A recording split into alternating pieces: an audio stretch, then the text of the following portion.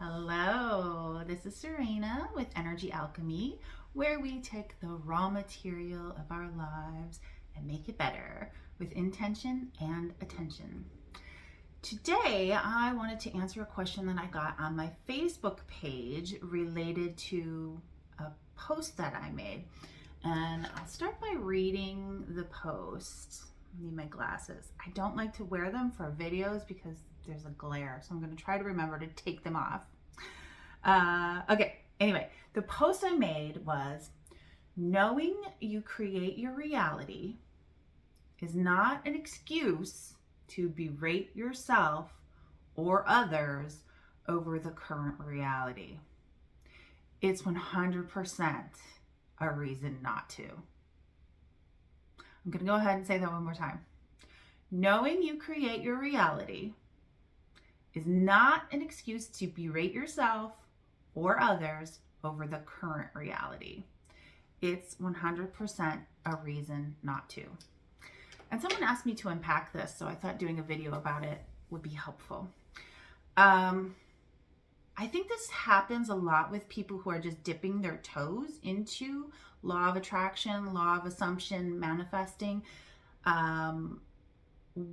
or, even more seasoned practitioners can start to get really worried when they're thinking the wrong thoughts, when they're wavering, when they're thinking against what they want, or when they're seeing results that they don't want and they're blaming themselves for it.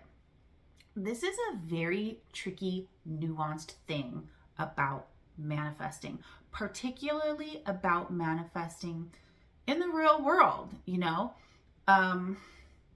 Do we create our own reality? Yes, 100%. You are the operant power in your world. I am the operant power in my world. Everything we see is a reflection of our inner world, our beliefs, our assumptions. That is true. We create our reality. Where it goes awry is when we then take that truth and use it to beat ourselves up, or worse, beat someone else up, blaming the victim, even though, none of us are really victims. When you really, really get deep into this, and it's one of those things where it's kind of paradoxical that you're creating it, but you're not always creating it consciously. So it can get very tricky. I want to talk about it, I think, in two separate ways, whether you're berating yourself or others. And you might not even be berating others. I think we tend to berate ourselves about it, but come off a little bit more as a know-it-all if we're going to talk to others about this. None of that's good. Let's be real.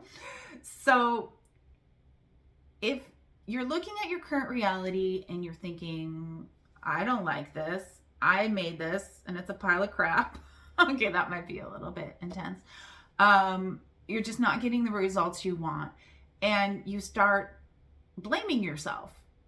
Yes, it is your responsibility, but it's not helpful in the slightest to then just heap criticism on yourself, because then you feel bad.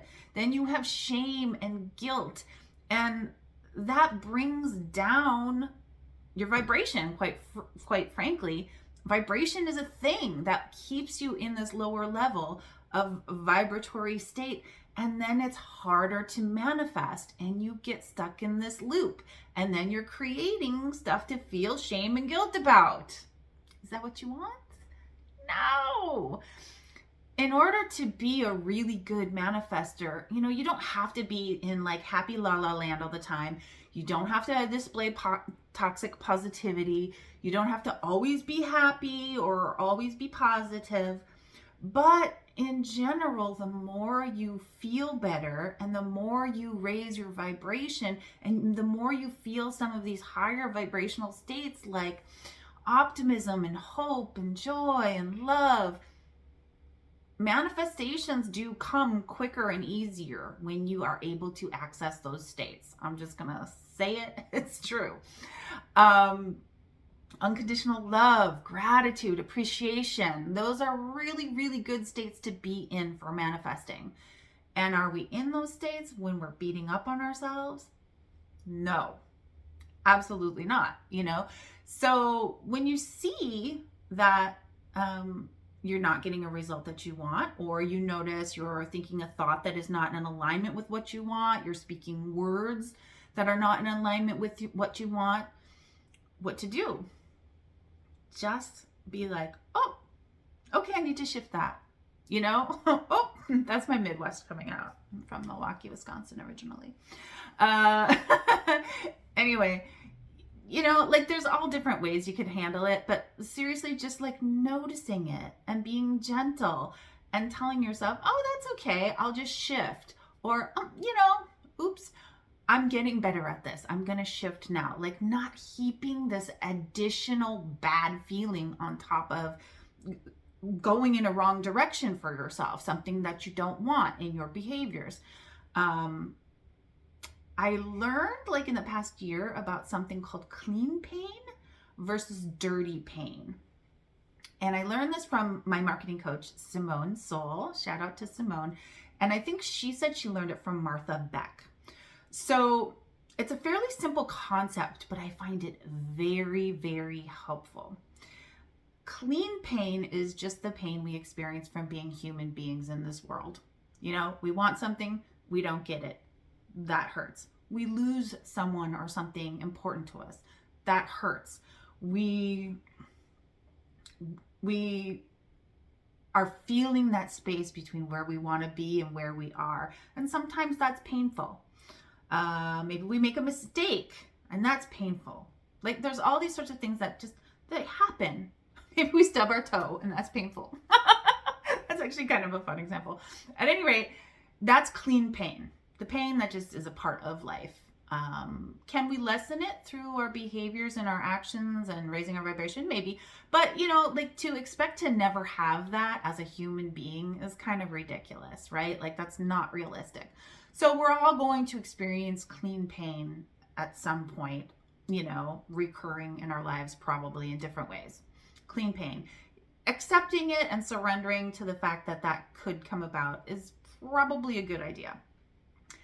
Dirty pain is when you heap more pain on top of yourself because of the pain you're in. Let's use the toe stubbing example. Ow, I stubbed my toe. God, I am such an idiot. What was I thinking?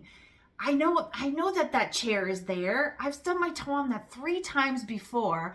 Like, why do I do this? Do you notice that even like that small bit of dirty pain, heaping it on myself, was more emotive and longer than the original experience? So you're just like intensifying your bad experience and creating more pain for yourself that you don't need to have. You don't need to have pain about that. Like you can have some sweetness for yourself. You can have some self-compassion. Like, I stubbed my toe again. I'm going to try and be more aware moving forward. And then, you know, like maybe rubbing your toe, saying it, you know, it's feeling better. It's getting better. That's a separate topic. Anyway, that's clean pain versus dirty pain, and why berating yourself over something that happens, something that you have created in your life, is not helpful. It's not the direction we want to go. We have to kind of accept that there's a certain amount of trial and error in creating your life, even once you're aware that you're doing it. If it were easy, everyone would be doing it easily, right? But there's a lot of nuance to this. There's a lot of conditioning that we all have that we need to work through in a very conscious way. And to do that with kindness and compassion is really the best way and the fastest way, honestly, towards like getting yourself in a place where you're getting the things that you want more often, whatever that is. If it's a relationship, if it's health, if it's money, a different job, better grades, anything. Kindness and self-compassion So powerful. I feel like I have a little bit of a tickle coming on. So that's why berating yourself, like, just really try not to. And for the love of all things holy, please don't berate yourself for berating yourself. All my Virgo peeps out there, you know what I'm talking about. Okay, so that's like not to berate yourself. Now, not to berate others or even to just kind of like point it out to others without invitation, is there's all those reasons that you shouldn't berate yourself are also true for not berating others. It's even more true with others in the sense of sometimes we get really excited about this new understanding that we have, this new reality, and we want to share it with everyone, right? Because you're like, oh my gosh, this is powerful. I feel so empowered. I really know how to make change in my world now. I really know that I am the creator. I know that I am God and there is no other. Like there's a safety, a security, a happiness, an excitement that you can get whatever you want. And then, you start practicing it yourself. You may have some success, you may be in a process with it. But of course, you start noticing everyone around you and what they're doing. And that's human nature. That's human nature. But to point out what they're doing to them is going to be so annoying to them. There's going to be two classes of people, of course, multiple classes of people, but there's people who are on your same wavelength, who are learning this along with you, who understand that they create their reality and they believe in law of attraction, law of assumption, working with it consciously.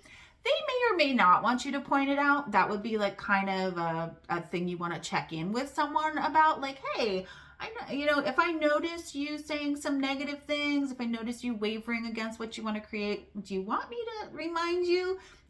That would be worth a conversation, because it could be pretty annoying, right? To just have someone correcting you. It doesn't really feel good unless you've asked for it, unless you've invited it.